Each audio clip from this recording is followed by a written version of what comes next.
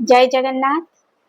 आपण मानंकु स्मृति soul talk channel रे स्वागत जनाऊची। आशा करूची मोर आजिर ए कहानी टी आपण मानंकु भलो लागिवो। आमे सबु बेले कोन कहू जे ईश्वर हमको सुनु नाहांती, हमको अनुभव हुए जे आम पाखरे ठाकुर नाहांती। आमर ताहेले आमे एते समस्या रे कोन पई पडिचु? जदी ठाकुर अछन त आमे एते समस्या भितरे काहे की पडिचु? बोध हुए ठाकुर हमको सुनु नाहांती। हमको सब बेले से भला टाइप रो लागे ना। चलंतु आज गोटे कहानी माध्यम रे म आपनकु जणाउची। गोटे झियोटे थिला जे कि छोट बेलठू राधा कृष्ण को बहुत माने। से सबुदिन ठाकुरन को तांकर साथ श्रृंगार करे, तांकर वस्त्र तांको पिंधाए, तांको बहुत मनरु गोटे भावरु ठाकुरन को पई प्रसाद तैयारी करे, तांको भोग लगाए, बहुत मनरु ए सब काम करे। से अति हृदय से ठाकुरन को सेवा जत्न सबु करे, किंतु ता जीवन रे बहुत कष्ट रही। ताको केही भल भाव रे बुझंती नाही। तार निज पाख लोक माने ताको बहुत कष्ट दियंती, ताको निज रिलेटिव माने भी ताको केही बुझंती नाही। तेणु से सबु बेले बहुत दुख रे थाए, बहुत कष्ट रे थाए। आ सबु बेले राधा रानी और कृष्ण को पाखरे निजर दुख जणाए। तो एई बेले सबु बेले से ता दुख जणई चली थाए। आ प्राय तो से सब अधिकांश टाइम रे कांदू भी थाए, किंतु केबे भी ठाकुरंकर सेवा रे केबे भी से अवहेला करे नाही।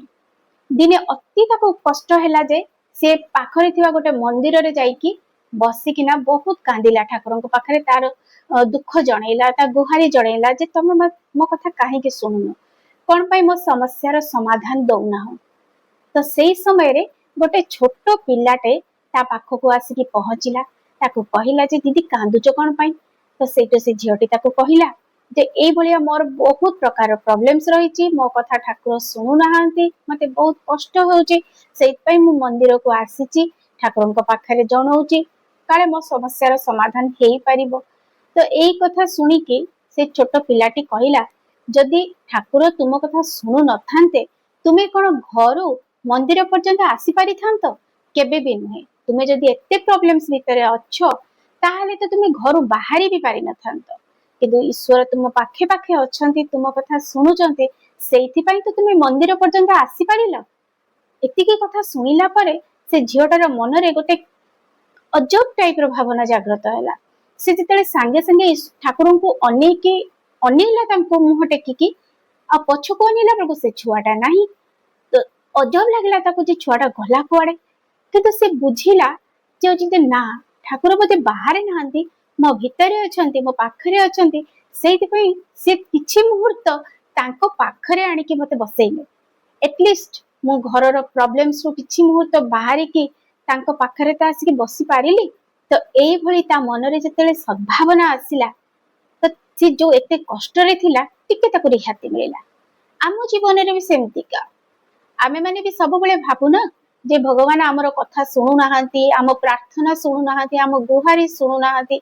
जदि सुनु थांते ताहले आमर एते समस्या काहे की आसुची, आम जीवन रे एते समस्या भी न थांता।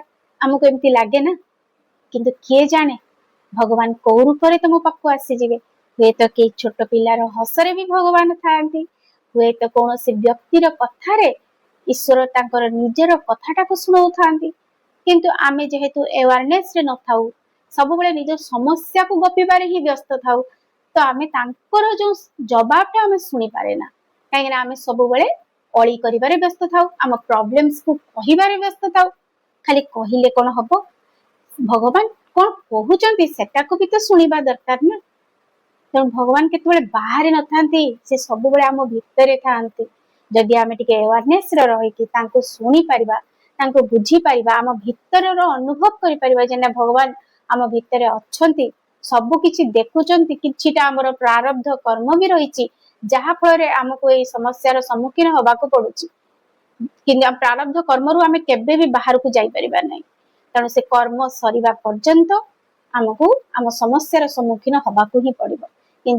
भगवान सब बेले आम पाखरे थांती, आम कथा भी सुनु थांती, किंतु आमको अनुभवटा हुए ना। कहीं आमर भगवान को ऊपर, ईश्वर को ऊपर विश्वासटा ही बहुत कम। आमर जदि विश्वासटा सेतिकी दृढ़ न रहिबो ताले हमको सेमती ही लागिबो। जेते जोर विश्वास हबो सेते हमको समस्या भी कम ही लगे कहीं आम अनुभव कर भगवान पाखे अच्छा तेणु केबे भी कहबेनि जे भगवान आम डाक शुणु नाहांती बोली आमको अनुभव करू नाहांती बोली तांकर प्रेजेंस टाकू विश्वास माध्यम रे अनुभव करने को हुए। आशा करुच्ची आपण मानकू आजिकार कहानीटी भी भल लगी कथाटे भी भल लगी जदि भल लगी थाए ताले लाइक करिवे सब्सक्राइब करिवे कमेंट्स करिवे। जय जगन्नाथ।